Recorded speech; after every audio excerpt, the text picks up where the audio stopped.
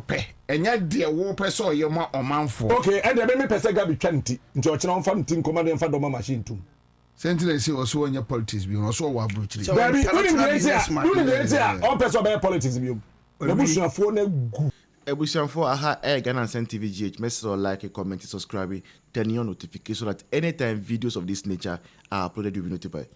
Ebusianfo then putina Akufo-Addo ayama Captain Smart Captain Smart okasa na wambo Akufo-Addo dia ase onkasa e then Akufo-Addo ayama Sam George Captain Smart because ebusianfo uju ande no a unti ase o Akufo-Addo oyo mampeni a or govern on my way for 2 terms. Now, a constitution munswa obia allowed to run 2 terms. Abayin bia 2 terms. Nipa bia 2 terms. Nisa abayin but yeah abayin. Okay. Now, start 2 terms no automatic. So we are there. People will vote for you again. One idea, people will vote you out. And Akufo-Addo did not run 2 terms by some chance B or something like that. Debbie. It was because Ghanaians were satisfied with his first term. That is why they gave him another term. But as any papa kupe awo Ghana ha, on who any adi papa bia ewa Akufo-Addo amemu no, aye Captain Smart. Now Captain Smart. Gabi akoka na asem ewo UK. Okay? Oka na asem. Na asem ne na ona wo chairman saboso so be yanu and all those things and back and forth. No problem. Now Captain Smart ukoka sa asem na ewo Bobie Ansah program so a. You have to bring in Akufo-Addo. Gabi oche ne ka na asem say we retire from local politics. Okay, so the day that I think earlier this year and okay. Na Captain Smart say amemo bonia ni nua peni Akufo-Addo govern intina he say the nume go ase on politics bi. Captain Smart obi a oma over 3 million people access to secondary school education. Obi a constructed over 10,000 kilometers of roads. Obia started one of the biggest infrastructural projects Agenda 111 ewo Ghana ha. Obia did 1 district 1 ambulance buy. 1 factory 1 district 1 factory buy. And several others no. Usi sa nipa o ye failure. Obia otina power for 8 years, president for 8 years, 2 consecutive terms. Sa nipa failure. Now who Captain Smart now here success day. See, a journalist for our Ghana ha. Go form me successful or journalism one. Captain Smart to be sorry be. See Akufo-Addo no matter what you do, posterity will be kind to Akufo-Addo. Yeah. Posterity will always be kind to Akufo-Addo. He has done his best. He did not get everything right, but he has done his best. And we must praise him, we must recognize him for that which he has done. And they are very important. That is shown, reflected in the speech of people like Captain Smart. Let's go and see the video. Akufo-Addo good politics and he must support Okruma. He's aware, he knows it. Why, ba? President by even Rollins or ye cool. What he said was about in the 4th Republic, Ghana have from Kwame Nkrumah time or founded Ghana basically. President Ben and Finance Minister Johnny. If you Johnny. Why? What is your Finance Minister Johnny? No, but I raise you because we have Kwesibo Tree. Mammy, I'm in Chassis. Kwame Nkrumah, the Finance Minister. Kwesi pratipa kwakuba papa na onu kojobo otu no nka fo o mo na ho o mo boa no ma na ye finance minister se mi ensa no obi engane Liman finance minister o wenwane yei yen free wo so yemra Fourth Republic Rollins afọ pani Kosibotwe Kwame Pepra wo motena krom ha Kwame Pepra kwa de asem to no so de no tumma no wu no to krom ha why na call Salome Kwame Pepra what is so dane still ye no kwa wanwane me da se pacho Kosibotwe o dane wanko ye okoya na kufuo baaye no ofa osafomafo and finance minister no di kodo ba redu peto aso osafomafo wedane very good kufuo kwaye no na professor Nelson baaye no de kobradofo ye papa doctor former governor of Bank of Ghana ebe ye no finance minister pacho kobradofo ye good bank kokoro dwane ye very good okoye na pepepe na John Mahama baaye and John baaye no obefa setepe ebe ye the finance minister pacho setepe wedane very good eba ne say na bedu Akufo-Addo nko aso no finance minister edwane onyare wedane hwenya no ne ho fa no enti sa wunya president a munyamade dia asawo de kana body dia agro me say na me kana he's the only president in this country ya the finance minister ontimi ba ne kurum madwen ho the only former president the only former president in this country and the finance minister ontimi ba ne kurum e Akufo-Addo he Ghana for njine o mani de bia e bete adobi ope president e de bia me yeni na ho ye next Kwame Addo hwe me yeni na ho unye next ono kwa is the only president e wo Ghana ha the finance minister waka kwentrum nso dade lumba wu shefreji waka kwentrum dade lumba wu shefreji mo Ghana ka ye dey ya ka kwantrum we nyo ya ka kwentrum waka eti kana forata ntimi mba Ghana kana forata Akufo-Addo finance minister when himself Fourth Republic you know no so pen a 7-year pa chair oh yes he was the longest serving finance minister enfie nwotwe crane ofiri na aka be 6 months when free so I sakwa na mi na 1000 za won ko fa no ba no twa wo mo twere be she wo mo dan bi a first no no mo de be kwhye no mo adada me pia bon tia no masere sa e wona no mo de kwhye no mo akere ne yonkonkoka can you imagine kana for that day no e correct say Dr. Richard Anani me yes he na road minister so no one sign contract ne back date no what are you talking about second one na say advisor owie na oyi ken no for yata wie no no ba ye ken for yata presidential special advisor on finance and economic planning into okwa na sort ho kwasiko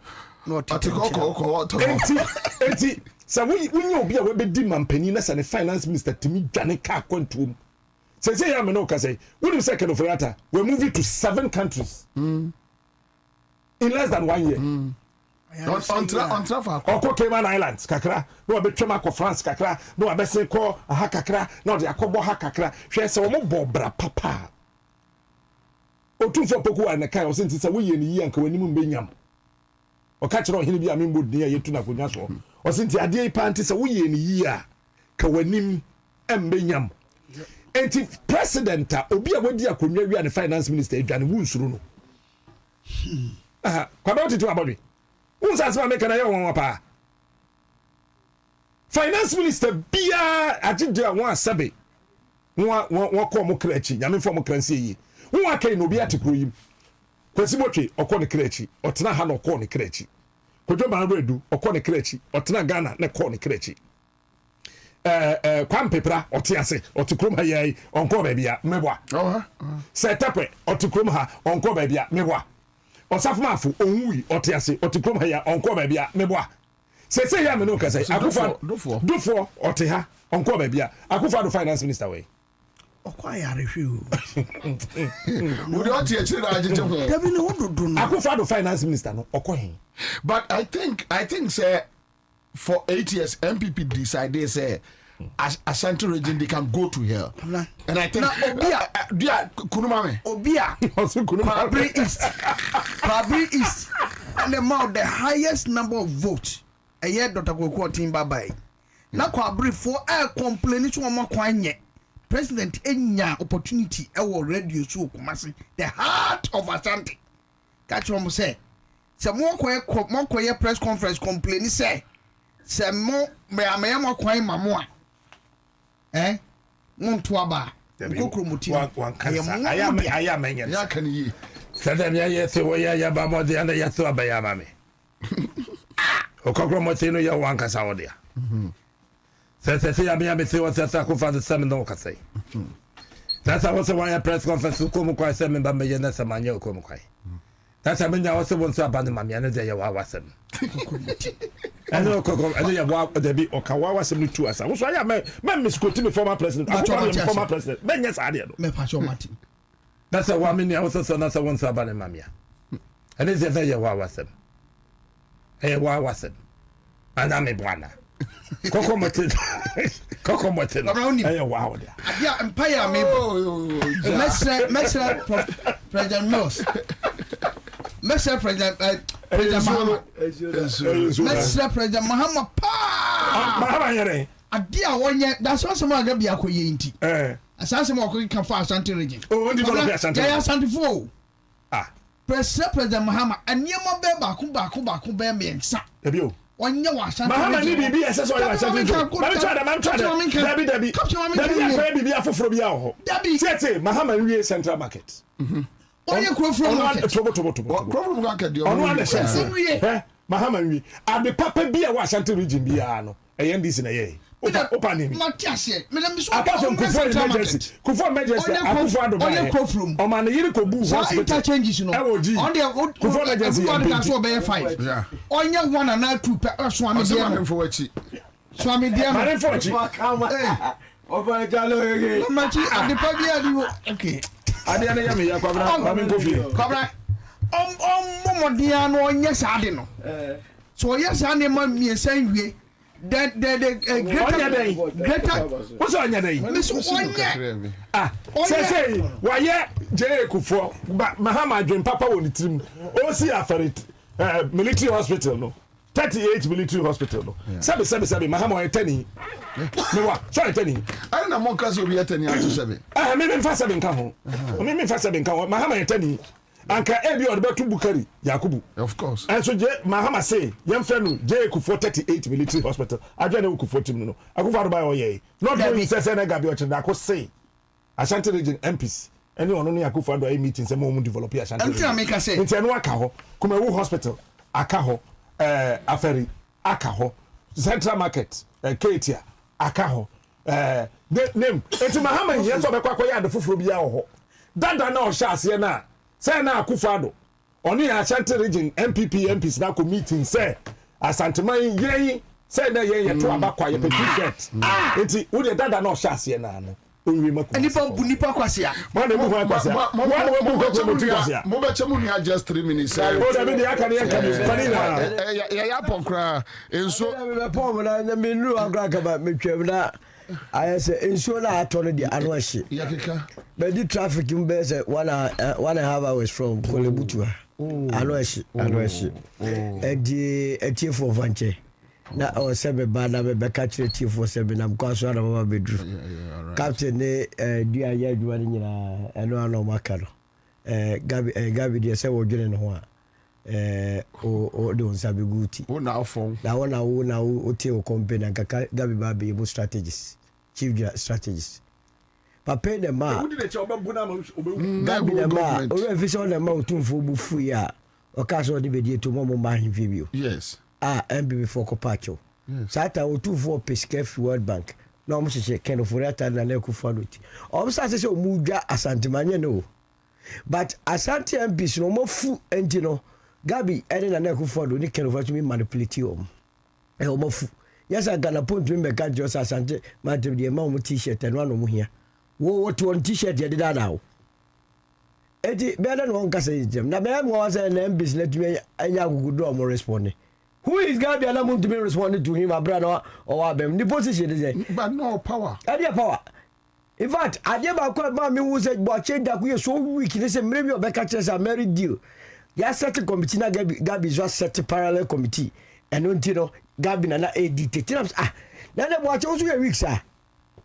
ana se minister gwana ya adwuma so obi Gyimisi anu agya na adwuma de ma no Gabi egu adwuma na owie ye a one Nana Akufo-Addo say no se wakote de Africa Prosperity Network on Africa politics bi wa meka njero sa o tere fie sika no musa se adwuro ara wa sa start policy se debi o sika na ndu yo mo mutumi mfa ni ara se na se adwuro la we mu se we wo ya bi akwai kumsa it was started a launch the political career o sa be bi se ayefo ti di o ka chom so se mo de ma mo nyin du se ayeboni o na obele no de contest se ne be ya ye be sa kwakọ da asantefo no asantefo na se bi adwene no form can you imagine hwe ono Gabia wo ka kire you see sometimes all there asante madefo di agura oh me ka se hono ma ne mo na wo ka on ye ka Dabi check Gabi o to say you ese wona wadwem wo form you are dinya me major politics I'm going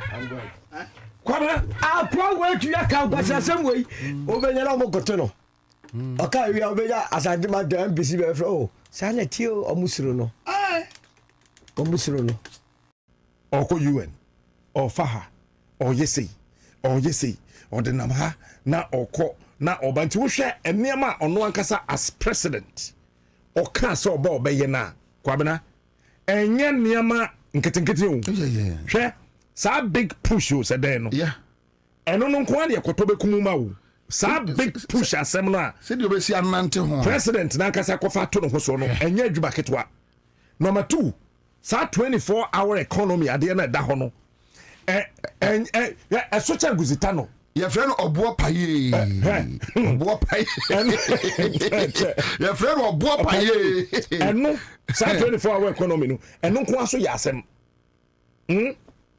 wo de eno to nchen ba ko no kwa fe sei adwuma wura eno so nko ya asem adwuma wura no nya bete eno so nko ya asem e de ne ho eba ansa ono ana de feed Ghana na ba ye no wa wo so bam de ama agric ministry nti eno so ya asem ansa nkokọ nkete no masa eno so nko these are 5 major things the president said me as the president including Galamsey me as the president no ye na me pesa me ye it is a who say president asset goals we amane ho a ministries departments and agencies no wo goals we hen kwabena proposals ben no we say set this ministry this department this agency and you to just say ye the president say oh 24-hour economy ye wo free zones mpacho nka say free zones onye bibia o me the example keke me am wo free zones no me share free zones enclave na 24-hour economy no ye fam ha no ye who said this company that company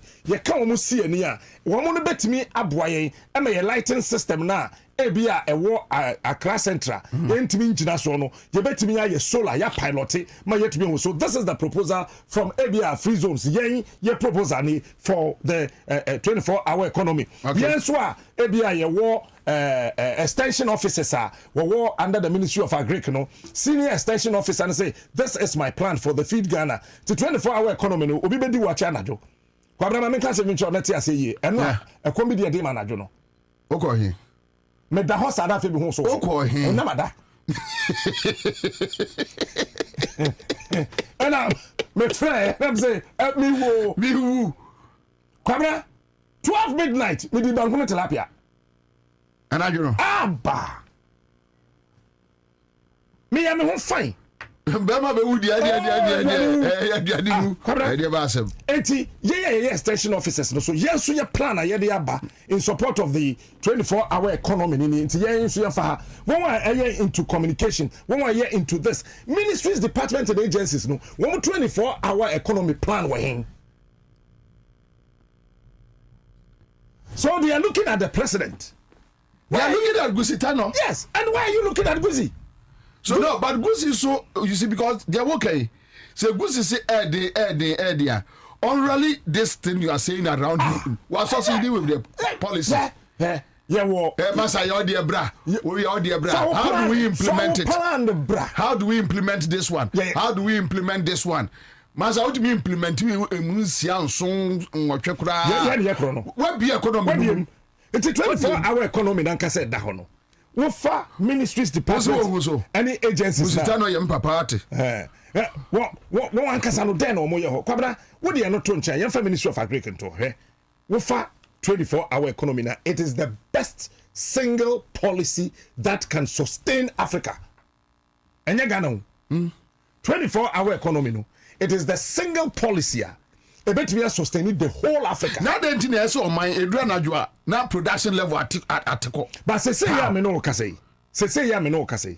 What is the security plan for 24-hour economy? We have an IGP. What is his plan? We have a CDS. The plan for there were immigration officers who are playing the land and immigration controller no the plan for 24-hour economy no. If I were the president, I'll sack you. There you. And yeah, executive no more breakwa. And that's what I'm saying. Because more breakwa now. You see, you can just get all these people for them to bring their plans. That Kwabena, second by now. Guzitano Tibia recommended me a PAM CEOs better. Dabi, one moment and Bianca CEOs no recommend me a PAM no. Oh you are. Me and papa. And so why would the name because the point is, like you rightly said about just 3 minutes ago. If say what all those people said, well, for our plan Breme, we for our plan bar, we for okay, so Ghana police mo plan they say for the 24-hour economy. We discuss it. Okay, so how do we go about it? Obeka Cho say funds. Unim, let's find another way of raising funds. For now because even you can do PPP with it. 24-hour economy and require funds. Well, young friend say Obeka Cho say 1, maybe they don't have enough men. 2, they don't have enough equipment. But police for Obeka Cho say you go petrol anajo. You understand? What police service just to take cover. Now Obeka Cho say you go petrol anajo. So at least Gusitano will need a comprehensive friend say proposal from the Ghana police as to how they are implementing it. Yes, night patrol, we know, but we need a comprehensive document. You understand? A blueprint. Back into police. Our 24-hour economy. A whole blueprint. Our military. Our 24. Our navy for medical service. Or more 24-hour economy. So you try to expand. That's right. Kwabena, and only yeah. Maybe try study 24-hour economy. Know how it can grow. Yeah. Apart from these ones that I said, I decided say. Me and Kasa say me call district and that region be measure private companies are So I went to Cape Coast recently. Okay. Me visited 5 sports, drinking bars in plus 2 nightclubs at Cape Coast. And when him say nightclubs and drinking sports at Ghana has sika wo mu chen asort for die. Oh yeah.